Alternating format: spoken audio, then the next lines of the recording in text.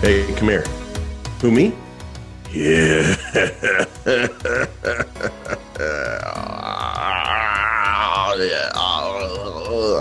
Okay. He's done with the yeses.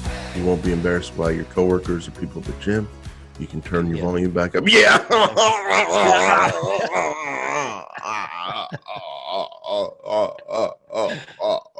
Hey, everybody. Yes, welcome back to the 151st episode of the Paid Search Podcast. My name is Jason Rothman, and as always, I'm joined by Chris Schaefer. But for the first time, I'm joined by Chris Schaefer in a hat or a baseball cap or like a trucker cap or a farmer cap. What's going on, Chris?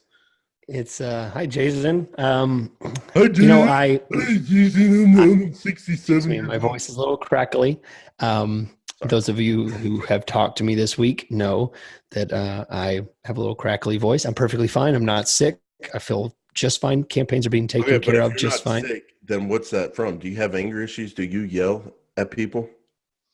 Oh, it's sick, mainly from singing along with my music and also yelling at CrossFit. There's a lot of grunting at CrossFit that happens. Yeah, that's it. So what's with the hat? No. What's with the hat? Don't. I didn't want to fix my hair. Really? I literally walked into my bathroom. I was like, oh, we got the podcast. I do not want to fix my hair. So I put a hat on, and it's my favorite hat. And that's it. That's it. I just didn't want to fix my hair. Can I say something? Yeah. It looks good. Please. The hat looks good. It looks good. Oh, that's it? That's all? It. Yeah. Chill so out. Disappointing. Like, I thought you were going to give me a character in a movie like you usually do. You said you look just like, and then you were going to throw like a if I was going to say anything, you look like a leading man. Wow. You look like I can put this up on a poster and sell some tickets. Like, you look good. It fits you. I don't really know what to do when I'm not awkwardly embarrassed about what you say. So now I'm even more embarrassed. So let me talk about something more important. That's what you can than the way I look is our sponsor, optio.com/PSP. You can get a 6-week extended trial to try out the cool features of this amazing online software that helps you manage your Google Ads campaigns, display, remarketing, search, shopping. It does it all. It can help you optimize these campaigns and send you email alerts. So there's all these great email alerts that will show up right in your inbox in the morning to say, hey, did you know you were spending under budget? Did you know you were spending over budget? Did you know that you hit a new cost per acquisition record in the past couple of days? These are really cool things that bring your attention to things that when you're in your daily grind, you would not usually see these or notice these. And they're great reminders. And that's just the reminders. It does way more than that. Check it out for yourself. optio.com/PSP, 6-week extended trial. We thank them for their sponsorship. Yes, Chris, thank you for that. And as always, we read a review of the week, and we get so many reviews on iTunes platforms all around the world. We really appreciate it when you guys do that. It bumps up the show in the rankings. And as you know from last week, we are a top 800-ish, so I'm going to say top 500-ish overall business podcast. So we're climbing up the rankings. And today's review comes from Logan in Australia, but I don't know what city, but he's in Australia. He says, Jason, the hashtag AdWords Master, and he leaves 5 stars. Thanks a bunch, guys. You've been very helpful. What? Again? Huh? Are you making it?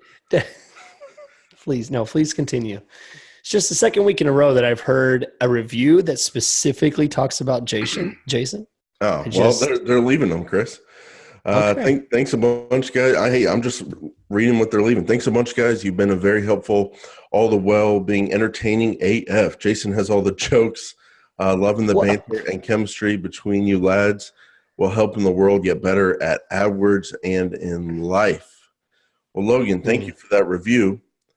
And that was this week's review of the week. And maybe, Chris, someone will leave a review about you. And when they do, I'll read that. But as long as they're leaving multiple reviews about me, I'm going to keep reading them. So keep reading them. Chris, we got a great Q&A. episode. Very interesting questions. I'm impressed with them. Chris edited them down and got right to the beef, and they're all very good. And just some housekeeping stuff. Patreon, Chris, it's up 500% since last episode. Wow. And I want to thank Brad. I want to thank Martin. I want to thank Mitch. Thank you, Mitch. I want to thank Ryan, and I want to thank Walter. And Chris, I'm having fun with Patreon. It's a little different when you first go over there as a podcaster and you hear all these other podcasters that are like, oh, well, I can really let my hair down. I can really speak my mind over there. But it is nice having that little wall up, so you don't have just everyone in the world listening. But we talk business over there and just life stuff we would banter about after the show anyway. So you guys can find a link for that. We're doing the Insiders, Chris. I just invoiced you for half of our remarketing bill the other night, and you paid it. Surprising, you paid it, and you said, Jason, I'm going to keep it going. So, Chris, why don't you tell people remarketing really works? I think my favorite way to describe it is the best per dollar investment in Google Ads. Wow. And convert, I got to convert. Yeah, I mean, I didn't say that just because I do it, but I say it because when it comes to my clients, I can be killing it with the conversion rate, and they think, well, I'm just getting leads, that's what it's for. But what they tell me, what they stop and say, hey, Chris, they send me an email or we're talking on the phone and they say, I had a guy, come into the office and said, you guys are huge. I see your face everywhere. I see your logo everywhere. That's what they meant. And they're super happy about that. And to them, that is an outlier. That's something different than just leads. And remarketing per dollar investment. Isn't it weird, Chris, how like you're seeing it working for your own business? You can feel it right now because of the paid search podcast remarketing ads. Isn't it just so weird that it's like, it's working, but you can't really explain exactly where it's working or exactly what lead it brought in? It just feels like things are just up for really not that much money. So we would encourage everyone, run your own remarketing ads, and it's definitely, like you say, best investment per dollar in Google Ads. So, Chris, let's get to our questions. If you guys have a question for us, what we do is we batch them, and then we do these Q&A episodes once every month, once every 2 months, something like that, once every 6 weeks. And you can send them to us at paidsearchpodcast.com on the contact page. Questions about business, questions about life, questions about relationships, questions about Google Ads, questions about Bing. We'll answer it all. Or you can call in. We love the voicemails, 214-810-1355. You leave us a voicemail and we'll play it here on the show. And we have one voicemail coming up later on. But today's first question comes from Omar from Schaumburg, Illinois. And Chris was nice enough to say a suburb of Chicago. Yeah, bro. I know. Geography was always my thing. I had a great fourth grade teacher. I think Omar put that in there. Oh, well, Omar, I know where Schaumburg is. Come on. But yeah, I had a fourth grade teacher, Chris. She moved to the Chicago area from Oklahoma, and I still think about her to this day because she was such a great teacher. She was a great teacher, and I met my best friend in that class, Yannick, my old best friend in that class. Did she break your heart? No, she didn't break my heart, but I did, and it wasn't looking back now, it sounds weird, but it wasn't a crush thing. It was just she's just a great person. Like, she was an angel. So really appreciated her. But Chris, Omar's question is for tips on selling a book through Google Ads. And I know this is my question, but I'm going to tee this one up and punt it over to Chris, because for some reason I just associate selling a book on Google Ads with you, because I feel like you've had multiple clients that do that. I feel like you've trained people that do that. I remember you answering this on the old shows. So go for it, buddy. Do my work for me. Well, no, that you're right. You're supposed to, I pardon me for a second, but an aside for Jason. Are we doing a little production here? Was I just supposed to read the question? You're supposed to read the question. Right. So for those who don't know, I've totally banned Chris from talking to me outside of show hours because he's such a, I don't know, he just tries to take my time up, and so I just don't allow him to get to me. So I tell him to talk to my people. And little miscommunication, Chris, don't worry, I'm going to fire someone for that. Someone's going to lose their livelihood for that little comment there. But yeah, let me ask you, Chris, tips on selling a book through Google Ads. What do you have for Omar? Okay. So Omar, I know you said a lot more in your message. I cut it down just to the core question you had, but here's what I would suggest. One thing that I've done Google search on trying to sell a book. And I've done stuff directly to Amazon. I've done stuff directly to a website. I'll tell you the difference between those. What I like about sending someone to a website is that you can track actions. So if they purchase or if they stay on the site, if they look at other things, bounce rate, stuff like that, you can track that. You have analytics, you have conversion tracking, you have other call to actions, get them to sign up for a author newsletter or, a Nice. publisher newsletter or something like that. So that's good. The disadvantage with Amazon is you get none of that. You send them off into a black hole and you absolutely have no idea what they did. So there's that. Okay. So now let's talk about search versus display versus remarketing. So let me jump into remarketing really quick. But it falls immediately into the pit of whether you send them to the black hole of Amazon, where you have no tracking, or you send them to your own website. So again, remarketing is not possible with Amazon because they're not going to get any cookies. You're not going to be able to track them or get them on an audience list. So again, an advantage there. So now we're down to search and display. Let's say you are sending them to Amazon. So pretty much you're down to, or Amazon or somewhere else, maybe a publisher site, maybe some third party, maybe you're even doing affiliate sales or something like that. So now you're down to search and display. The big difference between these is intent. Because search is based on intent, the cost per click is going to be a lot more. People have to type in a certain thing. And how in the world, try and get in, I read a lot of books. I love to read. I read all the time. You can see someone behind me. Those are How fake. do you, yeah, those are props. No, honestly, they look great. They look awesome there, Chris. They did. I And put a lot of I know you time love to read. organizing them. Yeah. So, how could you possibly get into the mind of someone who's looking for a book? I mean, when I'm looking for a book, I have my ways of going about it. It's usually not Google search. So I've gone down that route before. It's expensive. It doesn't usually lead to a lot of good things, especially if you're sending them to Amazon. So now we're down to just display. And I think display is my favorite because when it comes to book selling, it's about awareness. It's about letting them know that an author is out there, grabbing their attention. And there's a lot of really cool things out there on display. You could do topics where you advertise to pages that have certain types of topics. You can do interests, people that have a certain audience type that has an interest in things. And look it up. There's even interests that are specific to sci-fi fantasy or goth stuff, or, like all kinds of weird interests that are on the audience lists that are pre-made in Google. So you could find these little niches and then layer that with some keyword targeting. So if they have an interest in sci-fi, then or sci-fi fantasy, then you could couple that with some keywords, and now you're advertising to people who have an interest in sci-fi fantasy and are looking at a page about, new Zombies. books. Yeah, whatever. So lots of good stuff there. You can really target it. I would really discourage you from going wide open. Just like anybody who's interested in books, readers, things like that. That's a bad idea. I would, because of the great targeting that we have in display, and go back and listen to our episodes about that where we talk about display network. Use it to its best advantage. And I think that's your best bet there. Yeah, Chris, and I have that money mind, so I'm running the numbers here.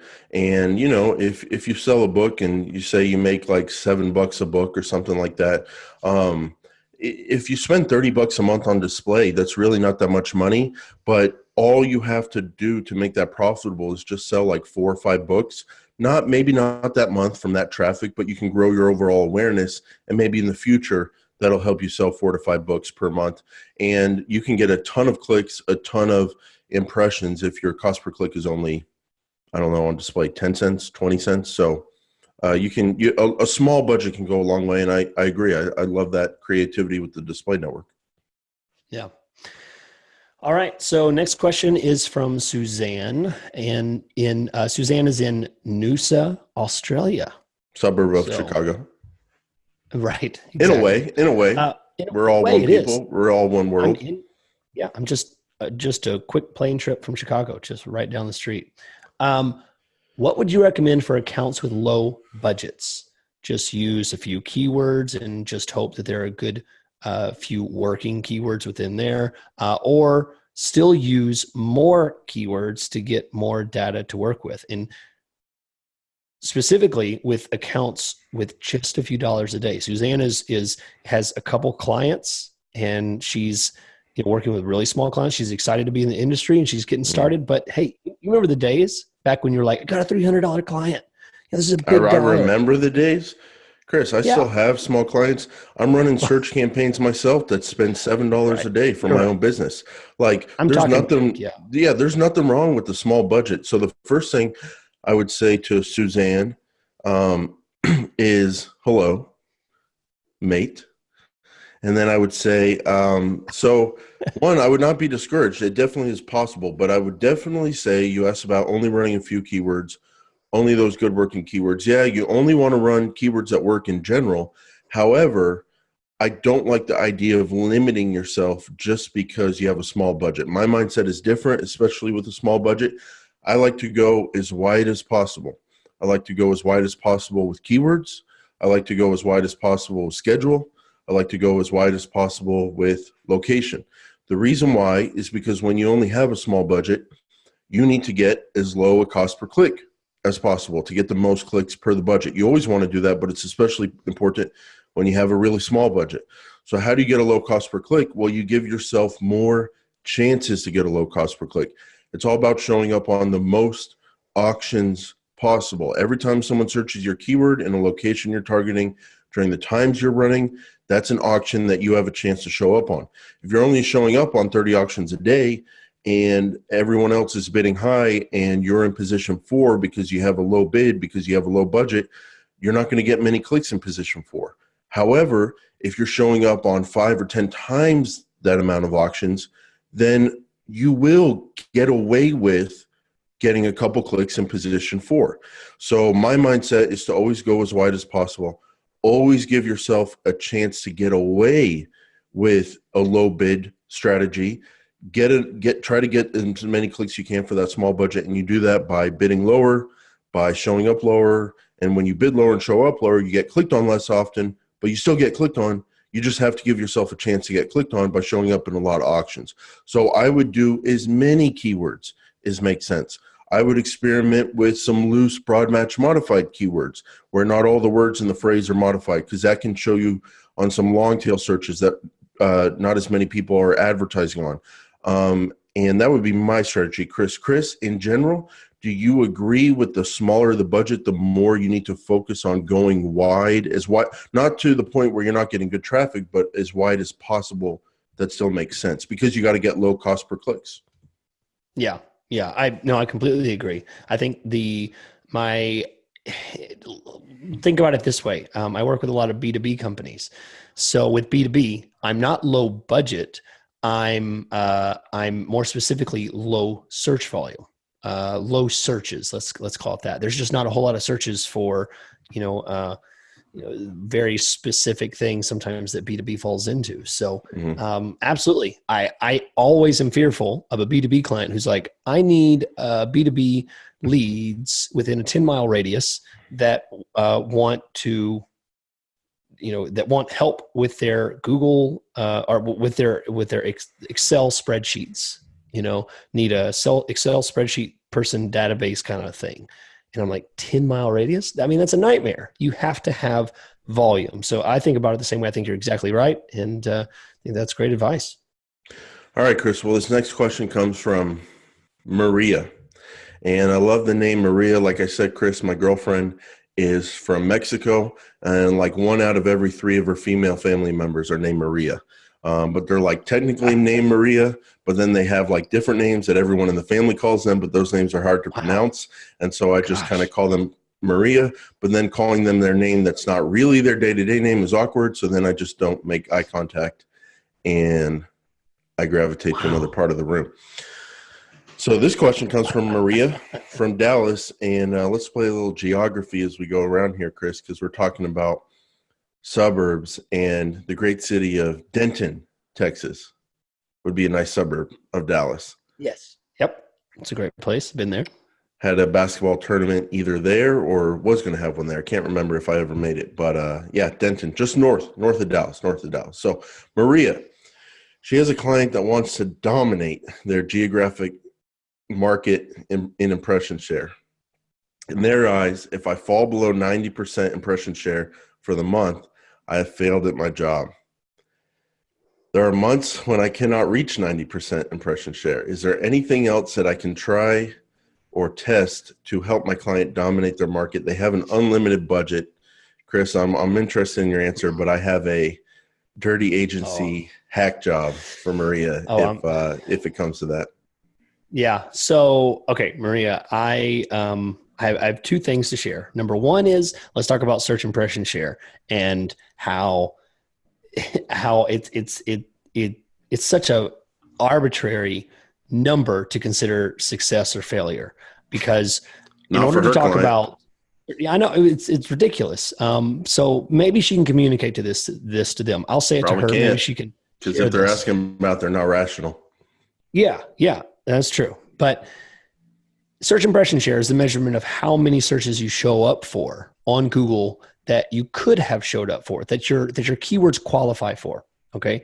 Sometimes you don't disqualify only because your keywords don't match. Sometimes you're not relevant. Sometimes you just aren't qualified to show up due to rank, due to your quality score. You might have really high bids in place, and you might have modified broad keywords with 1+. You might have frog grooming store, and the only word that you have is frog. Very common search, frog grooming. So frog would match to a lot of things. Okay. So if you have a 50% search impression share, the number of searches that you miss is probably directly related to the fact that there's a lot of searches about frog, but not necessarily about grooming. So you don't have a lot of qualified searches there. So you're losing a lot. By pushing your bids up, you're kind of defeating the whole system of relevancy and quality. And it's an endless battle. You'll keep pushing them up, and you'll keep getting low click-through rates. You'll keep losing your quality scores, and you'll have to keep bidding higher and higher. You're fighting a losing battle. So that's my thought there. My second one is this. It's very, very simple. Assuming they don't get into the campaign too much and they have normal jobs other than being on your back and annoying the heck out of you, go into the account and cut off like late night stuff or early morning stuff, or maybe tablets, or maybe certain age groups. Trim a few things here and there. I guarantee you could get another 5, 7, 8% using that tactic, and they're not going to notice it. You're probably not getting leads there anyway. And you can shave off a little bit of that and be the hero and say, look, I did it. I reached 95%. But in reality, you just cut off some of that junk that they're not using anyway. So, Jason, what do you think? Am I crazy? Well, that was basically my point, is if you're doing your job, if you're doing everything right, and they just have a stupid hang up about impression share where you're never, for some industries, you're never going to get it above like 97% or 99%. It's never going to happen for various reasons. Look at your keywords. That would be my point. Look at your individual keywords, and you might have some broad match modified keywords where if you cut them off, if you pause them, you're still going to show up on all the other, like all the searches they would show up on anyway from other keywords. Yeah. And maybe some of those keywords have a low impression share that's weighing down your impression share. So you might have a keyword that's getting a ton of impressions that has a 65% impression share, and that overall impression share is being dragged down by that high impression keyword with a real low impression share itself. And so what if you just pause that keyword, and then you're still going to show up on the searches you want to show up on anyway that keyword was triggering, but now your overall impression share is going to come up. So I guess our main point is once you're already doing everything right and everything you can, at a certain point, you just have to look at how you're shooting yourself in the foot with that data in terms of like having keywords that have very, very low impression shares that are weighing you down overall. And if you can pause those and bump up your overall impression share, but still not miss any good searches because other keywords are going to take their place, that would kind of be our practical advice. Yeah. All right. So Jason, this next one, I specifically chose to keep it in its audio format because I think the message that Billy in Houston has to say is very important. So here we go. Hey guys, this is Billy in Houston, longtime listener, first-time caller. Love the show. You guys offer great advice. Jason, you might be a little too hard on Chris sometimes, but my question is, now that average position has been sunsetted and most accounts that I'm seeing have only the absolute top and the impression share top percentage columns added, how are you guys managing your campaigns and accounts without the average position? Thank you. I'll take my question off the air. So professional. Jason? Yeah. What do you think? I'm not going to engage on that one. But Chris, so this is Billy in Houston and average position. So the first thing I would say, Billy, is Sugarland, 2 words. It's 2 words. It's a nice suburb of Houston to the southwest. As I understand it, it's a little bit upper income, I believe, the Southwest. Oh, yeah. Sugarland. Okay, yeah. Just want to make sure that's right. But yeah, Billy, in Houston, I would say first that you made it sound like you're not seeing average position at all. If I'm still able to add it into accounts right now, they're not putting they're not putting it in as a default column. But if you go to your columns and you go to competitive metrics or competition or something like that, wherever they house search impression share, I also have the option to add average position still. It's the very last one is where it's at. Yeah. So you're still able to add it in there. And so that's what I'm doing. But as far as what I'm planning to do once that's gone, I don't have a plan. I think it's ridiculous that they're phasing that out. I wish, I don't see anything wrong with just leaving it in there as a column that you could add if you wanted it. And I rely so heavily on it that I don't have a plan right now. That's just the honest truth. Now, if they really do take it fully away, I'll just have to make do with this absolute impression share at the top and absolute impression share in the top of the page. And we'll have to figure it out. That's what we're going to have to go on. But until then, I'm going to keep using it just like I use it every day. Yeah. Yeah. And I completely agree. I think there's some things that are just, whether you talk about Google AdWords or anything. I mean, whether you're talking about banking or government or Google Ads, once you give someone something, a feature, a benefit, something like that, you don't take it away for no reason. I mean, there might be some internal reason, but for us as managers, for us as users of the system, or take it away from every new manager or every new account that comes online and make it hard to find as a column to add. But why can't you just leave it in there as an option to add? Just leave it. Yeah. Yeah. I mean, that's my point. Replace it automatically with something else, please, but still allow it there. Yeah. Yeah. It'll be a sad day. I remember the sad day we had a couple of years ago when we lost version 1 of Google AdWords, and now we're in Google Ads. But there's still some sun in the sky after that sad day. So maybe they have something super exciting for us. But and by the way, Chris, I would just say, as I envision how I'm going to do things going forward, I probably don't see myself always adding absolute impression share top of page, absolute impression share very top. I don't see myself adding those columns and then looking at that and trying to process all that data each time I want to make a bidding decision. I am probably just going to more so maybe throw in the click share impression, which we talked about on a PST a while ago, page search trivia. I might throw that in there, and then I'm just going to focus on cost per click. And I'm going to basically do what I do with average position, just without average position. I'm going to look at my cost per click. I'm going to look at my budget, and I'm going to go, oh, am I spending all of my budget? Then let me lower my bids a little bit and see if I can get more clicks for the same budget and see what happens. And then if I'm not able to spend the full budget, then I'll go, oh, I need to raise them back up. So that's how I foresee myself doing things, Chris, is I'm just going to go off of, am I spending the full budget, cost per click, and focusing on my cost per conversion. But it's kind of going to be like driving.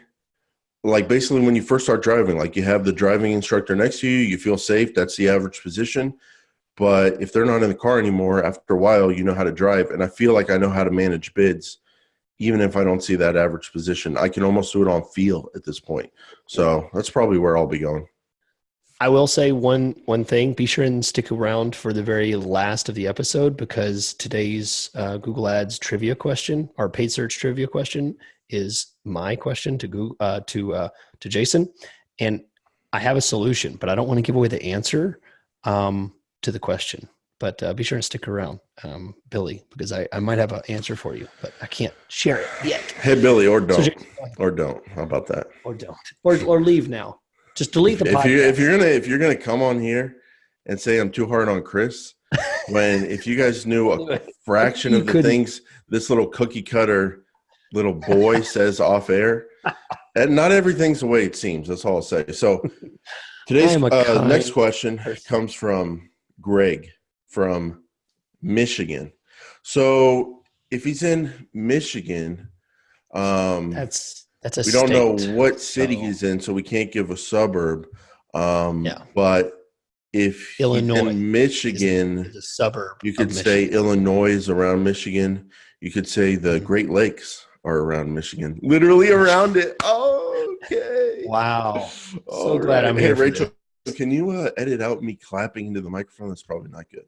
But Greg's question comes. You can't. You were literally talking over your clap. I think whatever I was saying at that point is not that important. Let's be honest. All right, Greg, how often do you use bid adjustments? There's a lot of them. Household income, call interaction. That's a new device, or no, that's a new, what do they call it? Advanced bid adjustment, where you can bid more to show call only ads more and call extensions more. It's a call bid adjustment. Devices, location, audiences. How often do you use those, Chris? All right. So great question, Greg from Michigan. I have a preference where I usually use devices most often, and Jason actually gave me this great idea. I'll even use devices as a substitute to keyword and ad group bids, where I'll just, instead of just increasing everything by 25%, and going through and changing all those bids in the ad group and keyword level, I will actually just go in and just change my device bids all up by 25%. Sexy tip I gave away. That's a great one. I've always loved that one. I use it. And so that's something that I use the most is devices. So from there, probably what I start to use a little less frequently are location bids, demographic bids. I don't really use demographic bids at all. I usually just exclude completely. I don't typically lower bids a lot across any of my bidding, because if I want to lower bids, I'll either have solid information to shut it off completely, like tablets. I will exclude it like 18 to 24. I might exclude it completely if it's like mortgage refinancing or something like that. I'll block people completely. I won't lower bids, because lower bids will mean that I'll still show to them, but I'll lose some impression share. And I want to make sure my impression share is good and the integrity of it is still there. So and when it comes to call interaction, I don't use that much. I probably should use it more. But honestly, since I feel like it should be in the devices tab, I don't like that it's in its own separate tab. I would prefer it to be in devices. I think I would use it more. Wrong. movie where Wrong. it's at. Wrong. What? Wrong. What? It's not there because it's not just about showing up on mobile, or it's not just it's about showing the call extension specifically. I know, but So that's why. it could be there. It could be right below devices. Oh, I see what In you're the saying. Yeah, it could be. Yeah, right. Yeah, that was very rude. That was so rude. Well, no, I don't think it should be though, because then you're No, thinking it about, should. oh, it's only for mobile. It's not only for mobile. It's No, I'm specifically for the call extension no, and you're for call taller, but only I'm ads. older. So it means I'm right. So I'm right. And then so last is audiences. Audiences, I probably even use audiences more than I use demographics. In audiences, I like specifically observation bidding for audiences because I will bump up certain things. For example, if I have a travel client who wants to sell first class seats, types of stuff, I will bump up people who have an affinity or an interest in air travel. So things like that, I'll use probably more than I'll use household income and things like that. And by the way, you mentioned household income. I rarely use that because I've really come to not trust It's based on zip how code. much of basically it just, I trust the data. I just don't trust just because someone's in a lower 50 doesn't mean that they might not want something that, is considered a higher dollar item. That one's very tough, and I'll start there because that's a great point. Because the other day I had a client from California, and I got to be careful about this because I don't want to offend prospects when I'm talking to them, but they're basically like, wow, Jason, your service sounds great. And we've been shopping this around, and let me just tell you, your prices are amazing. So what's going on there? And I told them, well, I live in Oklahoma City. You live in California, and your house costs 4 times what my house costs. And I don't deal with the traffic or homeless or whatever you deal with, or taxes. Yep. And my standard of living is actually pretty good because it's not 1960, it's 2019. And all the digital things, Amazon, YouTube TV, we're all kind of on the same playing field now. And it's pretty good to live here. So the reason why I'm able to charge less than other people is because you're overpaying for your house and I'm not. And so I got to rephrase that, I think, Chris. But my point is that what is the top 50% based on? Because my zip code where I live, I don't know, it might be because when you factor in all the zip codes in the East Coast and California that are very expensive, but my zip code, maybe I'm in the top 70%, but in reality, I might be top 90% traffic for people when they're wanting to get people with good incomes and nice houses. So what's it based on? I think that's a good point, Chris. I'm also very hesitant to do the income thing. What I will say is the biggest mistake I've made with all these bid adjustments is overdoing them. So like I made some age and gender bid adjustments in a campaign the other week, and I thought I was looking at enough data, looking back like 30, 60 days, and apparently I wasn't, because as soon as I made them, my conversion data started tanking and the account went south. So I had to reverse it. So I'd be careful about these. The one I'm using the most is probably device. It's very clear, desktop, mobile. It makes sense. Which one's doing better? If mobile's doing a lot better, you can bid it up. If desktop's doing better, you can bid it up. If your mobile CPA is too high, you can bid it down slightly. I love those. Tablet, I'm constantly kind of turning off just because the amount of traffic it gets is very small. Usually there's no conversions from it, and I don't want to wait it out 6 months till it gets a sizable amount of data to make a decision. I just kind of cut it off. Not every time, but sometimes. The one thing I don't think Greg mentioned was location bid adjustments. And I do those sometimes. I'll give you an example. I'm running a national campaign for Google Ads Management for myself. The Oklahoma City area, Chris, I've put like a 50% bid adjustment up, because if someone's searching for a Google Ads Manager and they're in Oklahoma City, that's a lot more valuable traffic for me than someone in Washington or Michigan, because I have that local factor. So location bid adjustments, I'm kind of making those up front sometimes. But yeah, I mean, my overall point, Chris, I would say They're definitely there. They're definitely great reasons you can use them. Just make sure you're using them for a reason, and be very careful when you make them. Yeah. But oh yeah, sorry, your question. Okay, so Justine from Melbourne, Australia. Jason, I know Yeah. nothing about Australia other than that the people there are friendly and wonderful. I know a lot about Australia, including I don't know if you would call it a suburb, or a neighborhood of Melbourne, but Glen Waverley. Oh, okay. Chris, we have a lot of Okay. listeners in Melbourne. They're probably like, Yes. oh yeah, that's a neighborhood. How does he know that? Well, I know a lot of things. I know a lot of things about a lot of Wow. people. But Chris, It's yeah, have you ever been to amazing. Glen Waverley? No, of course not. I mean, Okay, I've been just checking. I've been to Mexico and Hawaii and recently to Canada and then Alaska. I mean, I haven't even been that direction at all, you know. I mean, it's no, I'm a very poorly traveled Texan, which is sad. It's the greatest state in the world, so I don't really need to leave. All right, so Justine from Australia, if if I add a negative phrase match, It's funny she used the word car. Car. Yeah. Rob. For example, if you use car for this, does this mean that I will be prevented from showing up on searches that contain car within a word in a search? For example, carry, which has the word car in it, or carriage. It has the spelling which has the CAR in it, not the word. It has the C-A-R, spelling. C-A-R in it. Right. Yeah. And the answer, Chris, very easy. No. You will not be Nope. blocked from showing up on words that include that spelling in them.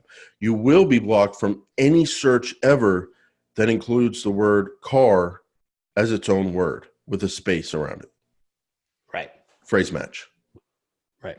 And that's pretty much it. So you will not be blocked from carry. You will not be blocked from carriage. And that's it. So Raka from Indonesia, from the Asian Pacific, Chris. I don't know a suburb. I'm not going to. There we go. We got him. But I think Jakarta might be the capital. I think.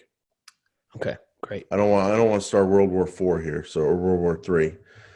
No one cares that much. Jakarta, Indonesia. What you know about geography to start a war? I mean, really.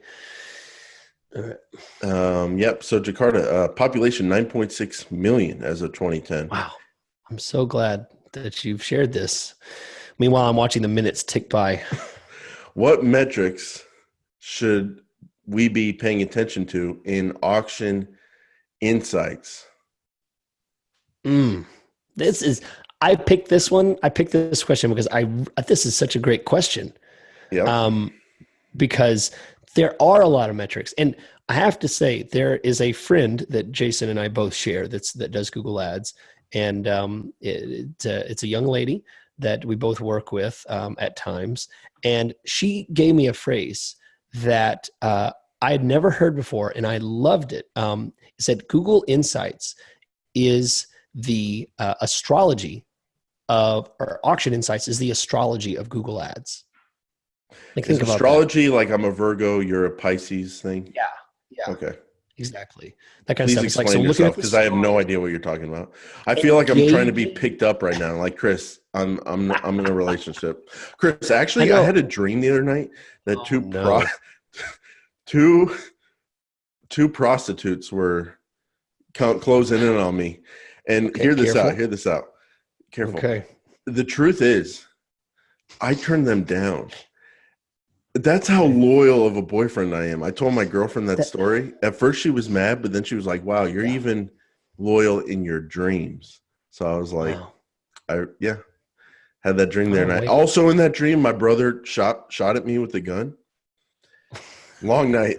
Long night. We're going to have to explore these dreams. I don't dream anymore. I don't know. I just don't. But I want to hear more about this. I dream every time I look into my daughter's eyes. That's what you should. Gosh. Yeah, that's like an old Live song. You remember that? Okay. All right. So what metrics should you be paying attention to? Basically, I like to look at the impression share of competitors. Auction Insights, for everyone who doesn't know, it's how you can see what other advertisers are showing up on the searches you're showing up on. Yes. And Chris, how does that relate to astrology?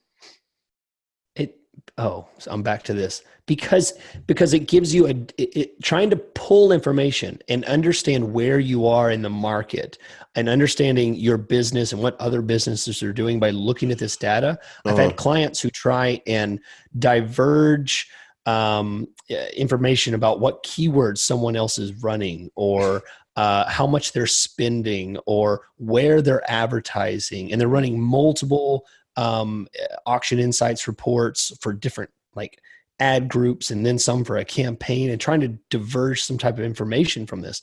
That's what I mean.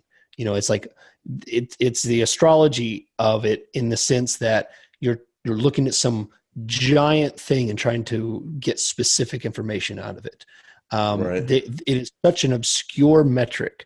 And when it comes down to it, the only thing that really matters to me is the search impression share and the position of their ads. So position above, or, average position, stuff like that. Yeah. Because here's what I usually do. If they have a very low search impression share and a very high position, that immediately tells me they are poorly managing their campaign, because they're bidding way too high.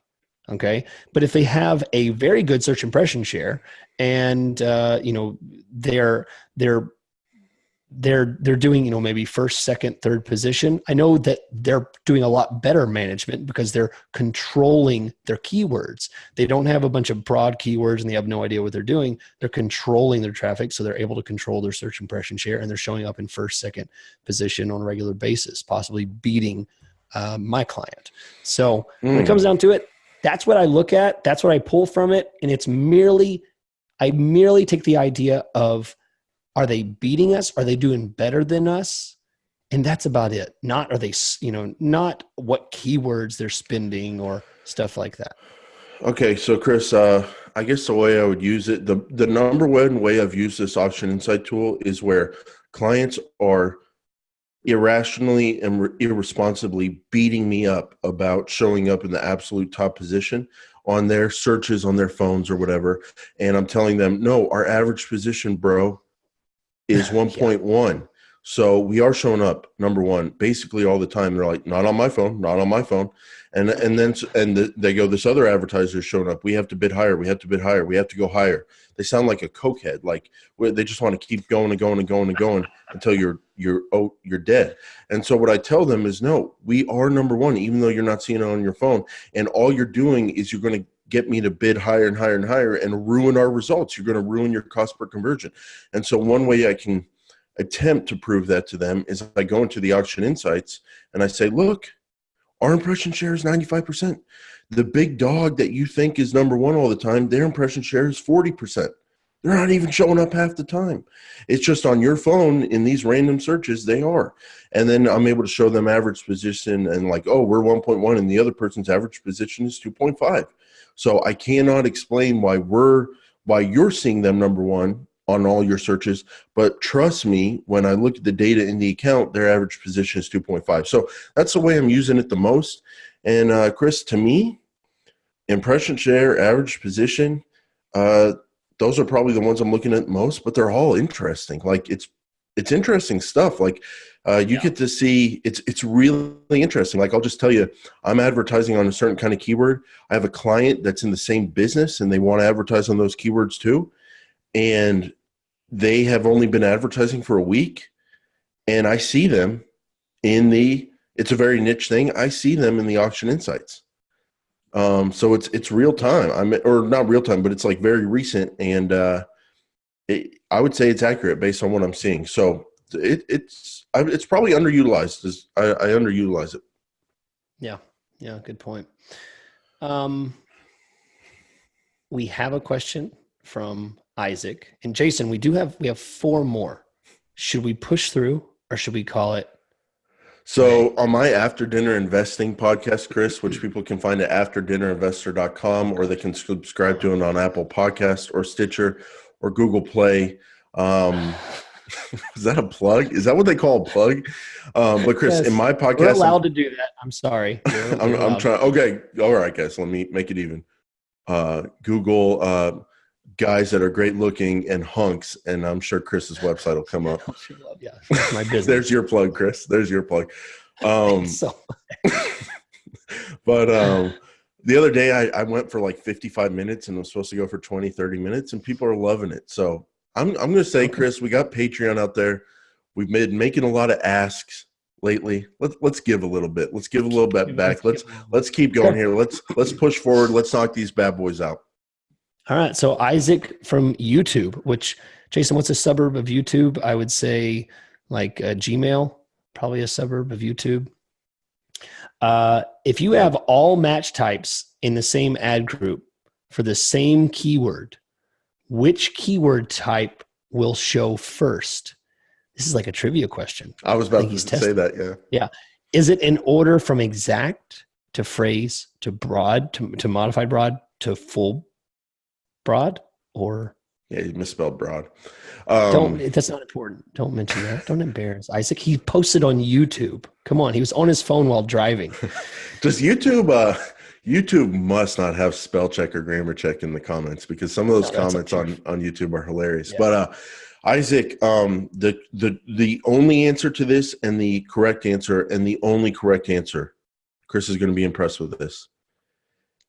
The keyword match type that will show first, that will be the one that gets picked to be shown, will be the one with the highest ad rank. End of story, period. Here we go. That is as accurate as you can get. It's the one with the highest ad rank. So if an ad rank is a function primarily of your quality score times your bid. So if your bid is, or if your quality score on all three is an 8 and you're bidding $5 on the broad match modified, $4 on the exact, $3 on the phrase, 8 times 5 is going to be the highest ad rank score. The broad match modified one is going to show. There you go. That's it. And if your exact match had a quality score of 10 and that made it the highest overall ad rank, that would be the one show. It's all about ad rank. End of story. Yep. Good answer. Jessica from Clearwater. And check me if I'm wrong, Jessica. Please email in. But I believe Clearwater is around the St. Pete, Tampa, Pinellas County area on the western side of Florida. I'm pretty sure that's where Clearwater is. I think. But Jessica says, could you go into more depth about match types now?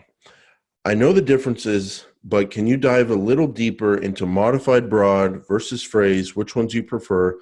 My boss thinks that plus workers, plus comp, plus lawyer, and plus workmen's, plus comp, plus lawyer are not considered duplicates, but I think they are. Help, please. Jessica, I emailed you. I answered this one-on-one. We got in touch. Told her about my new podcast, Rothman PPC for Lawyers, coming out soon on Apple Podcasts. Dump the Old Man, going solo. Another plug. Okay. Vicious today, Chris. Vicious. Two. You cannot do 2 in one show. I know you're like good golly, I can't prolific on these podcasts. You keep coming up with new ones, and now you just need to come up with subscribers, and you'll have something going. So, my thought is this: the while workers comp lawyer could show for workman's comp lawyer, they could both show on the same search term. Broad match modified. Yep, they could. For broad match modified. Google could trigger both of those for either keyword. I would even say they could possibly show for the same on an exact match. Google could swap workers for workmen's. At this point, yeah, I could see that happening. I don't know, but I could see. Yeah, absolutely. From what I've seen, how loosely based exact matches are nowadays, absolutely.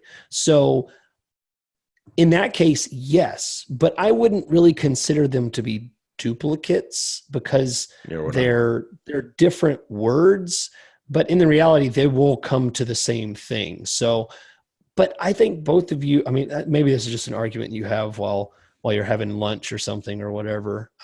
So maybe it's just a point of interest, but if this is really a contention, I would like to offer my management services, chris@chrisschaefer.com. So because I think you're off the point of focusing on the right things. If you're worried about having duplicate keywords in your account, I would like to offer my consultation services, chrisschaefer.com. because I can answer these questions and get you focused on the right things, because duplicate keywords will not kill your campaign. You are not competing against yourself. You're not making yourself bid more. You're not doing something that Google's going to punish you for. You need help. Wow. So Chris, my inclination here would be the same. Like, yeah, workers' comp lawyer and workman's comp lawyer are very similar. No matter what match type you use at this point, Google might show each on the other. However, I want data on both. I think they're separate enough that I'm going to have both of those keywords in there. And I like what you're saying here, Chris. I think a lot of people do get too caught up on duplicate keywords. This is like what we talked about last week. This is an art, not a science. You and me are known for not scagging. You and me are known for going in a more simple direction when possible. Even though that may not be the most simple way to say that. I just don't know if simpler is a word or more simply, or even at private school, they didn't teach us that. But Chris, I think you and I are known for going in the simple direction. So some people might peg us as someone who would go, oh, yeah, you got workers' comp lawyer. Google will probably show you on both. You don't need to have both. Keep it simple. Keep it simple. We're the Paid Search Podcast guys. But no, it's not always that easy. In this case, they're different enough for me that I would want to have both, and I would want to see what they show up on, and I would want data on each of them. Here's a question for you, Chris, because I think we're in agreement on this one. What about workers' comp lawyer, broad match modified on all words in the phrase, versus workers' compensation lawyer? Would you have both of those? What was the word? Workers' comp lawyer and workers' compensation lawyer, which is what workers' comp lawyer is short for. Compensation. Oh, I would definitely have both of those. Yeah. And those are even more similar. Yeah. And you'd still have compensation versus comp. Yeah. Oh, definitely. Because comp might do better if the person actually typed comp, versus compensation might do better if they did compensation in their search. So that is in terms of bad rank and quality score and it has nothing to do with relevancy. I'm just gaming the quality score system there. I mean, that's all. And I guess our basic point to Jessica is that, you don't want to be having you don't want to have ad groups with the same keywords over and over, like the exact same keywords in different ad groups, or two campaigns with the same keywords. But having keywords one time in a campaign that are somewhat similar, that have the same search intent, that's okay, as long as they're at least separate at some level. You're not penalizing yourself. You're not making it too complex. As long as they're somewhat similar, or as long as they're different in some way, it's okay to have very similar keywords in there and see the data on each of them and see how they perform. Yeah. Okay. So we have two more questions, one from me, one from Jason, and we're going to get to them. But first, I want to say quickly, optio.com/PSP. We have to thank our sponsor. They have to get back to building amazing software. They've been listening. They've been with us the whole time. They have to get back because they have a lot of important things to do. They can only stick around for an hour, and that's where we're at right now. So optio.com/PSP. Get email alerts. Get extra incentives on how to improve your campaigns with ways that you may not have thought of before. Extra recommendations beyond just the google.com recommendations. You're looking at optio.com/PSP, 6-week extended trial. Take advantage of it just because you listen to this show. All right. So Jessica from Lincoln, Nebraska. Oh, 2 Jessicas in a row. Yeah. That's cool. I did that on purpose. I like that. Isn't that amazing? So Lincoln, Nebraska, I happen to know, I have actually, I used to work, one of my very first PPC clients was in Lincoln, Nebraska. It was actually Berkshire Hathaway? You work for Buffett? No. I wouldn't. Do you think I'd be here now? No, wouldn't be talking to you. So Chris, interesting story. We don't have time for We have time. We have time. Oh, we got all the time in the world, Chris. I know you don't work on Thursday afternoons. Come on. I know you go to your modeling gigs. Berkshire Hathaway, Chris. Okay. Charlie Munger and Warren Buffett lately in their annual shareholder meetings, they've made comments that they missed out on investing in Google early on, back in the mid-2000s.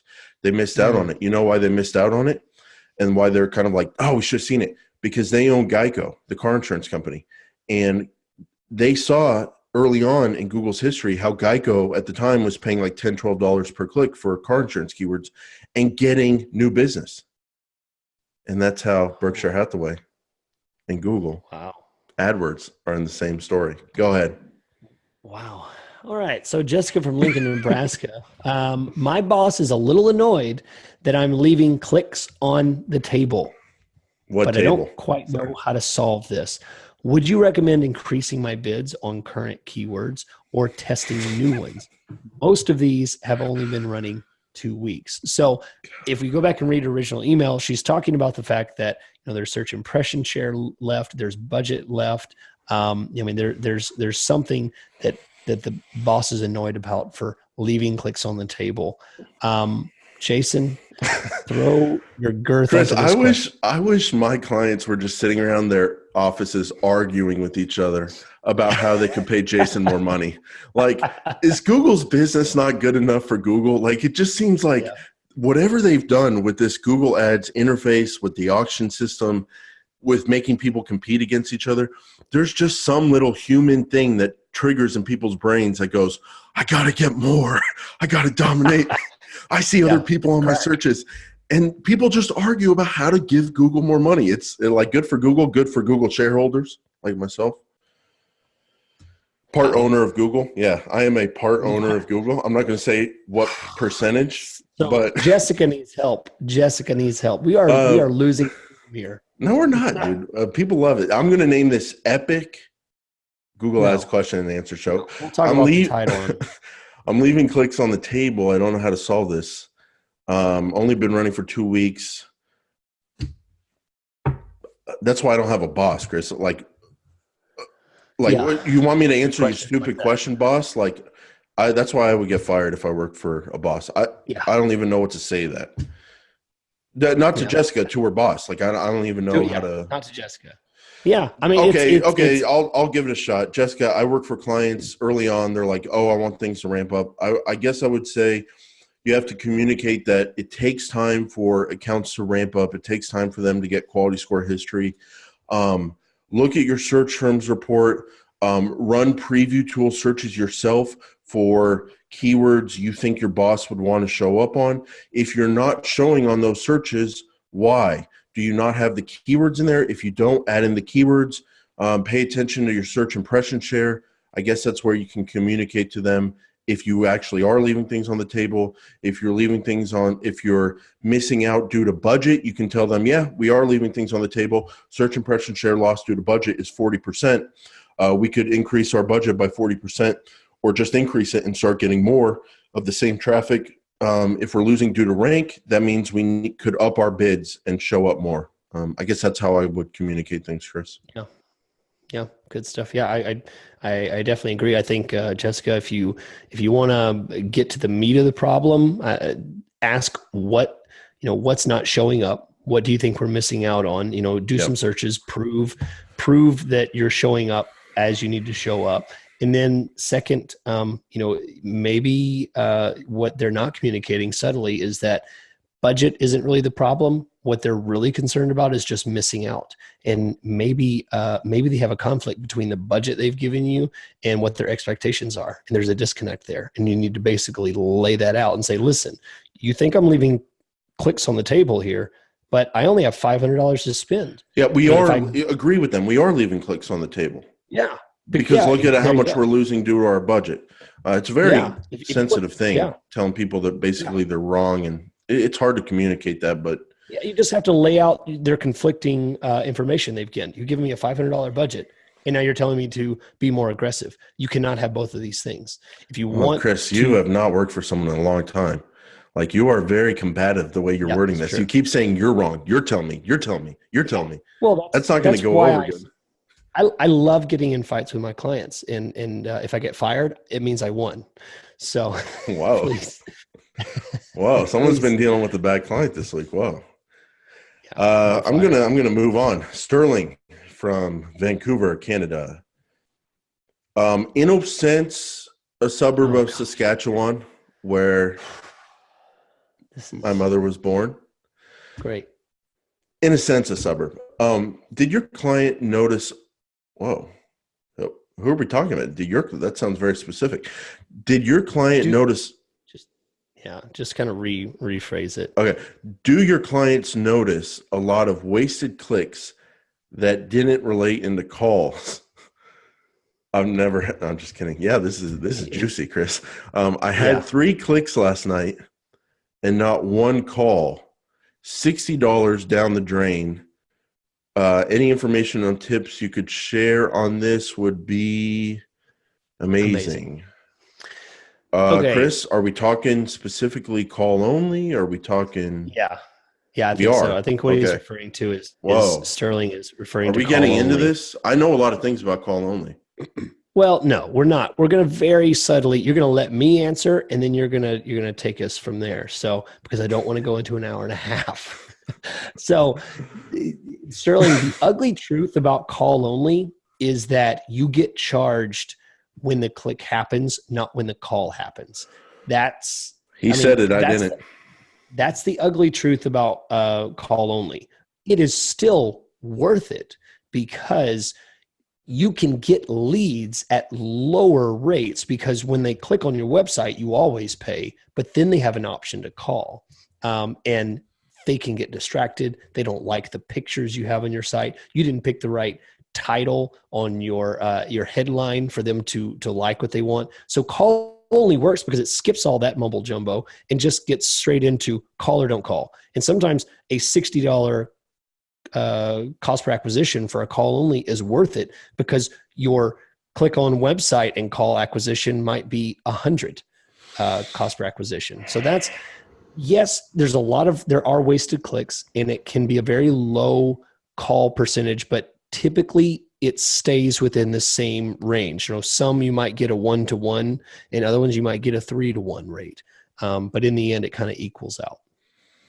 Yeah, Chris, good point. When people click on the call only ad, the thing pops up on their smartphone that says, do you want to call this number? Yes or no? And if they click no, you still get charged because they clicked on the ad. It's cost per click. Yeah. And that's what's going on. What I would advise, but Chris, it's not a waste, because from Google's perspective, just because someone clicked on a traditional ad and goes to your website, a lot of those clicks don't turn into conversions either. So I see Google's argument here. What I would recommend, Sterling, is different. In my experience, different kinds of keywords have different, what I call click to call ratios. And so what I would do is, you already have the clicks column, add in the calls column, the phone calls column, go to a large period of time, and either download it the campaign or the ad group or the keyword tab, whatever makes sense for you. Edit down your spreadsheet once you download it to your ad group, keyword, or campaign, whatever you're looking at, and then your clicks column, and then your phone calls column. Divide the clicks column by the phone call column, and that'll give you your click to call ratio. That'll tell you how many calls you're getting, or maybe it's called a click ratio. That'll tell you how many calls you're getting per click. And so if for every 10 clicks you get 7 calls, that's a 70%. And so look at your high volume, either ad groups, keywords, or ads, whatever you're looking at, and see if some of them stand out over a large period of data as having bad call to click ratios. And then you can only do call only on the ones that are working. But you know what? A simpler way to do this is look at your cost per conversion column. If your cost per conversion is too high, it may be because for whatever reason, that kind of keyword has a low call ratio. Just lower the bids and get it to a manageable point. All right. So that's it. But hang on for a second. One last thing before the music plays us out. Right here. You can hear it in my hand. I have today's paid search trivia question for Jason. Jason, I don't write it on the spreadsheet because I don't want you to even see it before I ask. And I hinted at what this is. So here it is. It's true, false. I'll just read it word for word here. With custom columns, which I don't know if you know anything about, but we'll find out. With custom columns, you can create new metrics like, for example, mobile search impression share. True or false? Can you read it again? False. Custom columns are only saving columns that exist already in order you want them to show up in.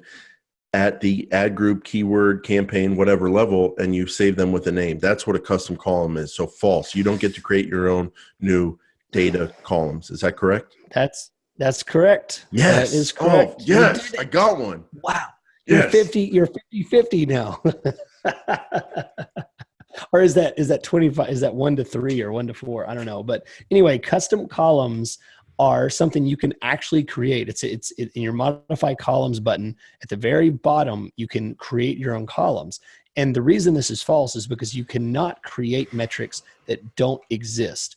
I wish there was a way to see your mobile search impression share. But if you were to add search impression share and then want to combine that metric with mobile only, you can't really do that because it doesn't provide those metrics in that way. But the fact is you can create them. So going back to what I talked about at the very middle, so that was 2 hours ago when we started, Billy from Houston, if you are concerned about average position metrics disappearing, what you could do is you could create some type of formula that basically takes the percent at the top or click share percentage and come up with your own arbitrary position mathematics to say, if it shows 90, I'm going to tell people you're in first position. If it shows 70, I'm going to tell people that you're in third position or something like that. You can kind of create your own metric there. So, if Google were to be so mean as to take away average position in the future this year. But that was my question. Good job, Jason. And what we have from here is our little discussion. Jason and I are about to talk about this week's clients, things we learned, some things about Google Ads management, and we're just going to like we usually do, talk, and that is just for our Patreon listeners. So be sure, if you want to join those amazing folks, check it out, paidsearchpodcast.com, click on Patreon, and we will see you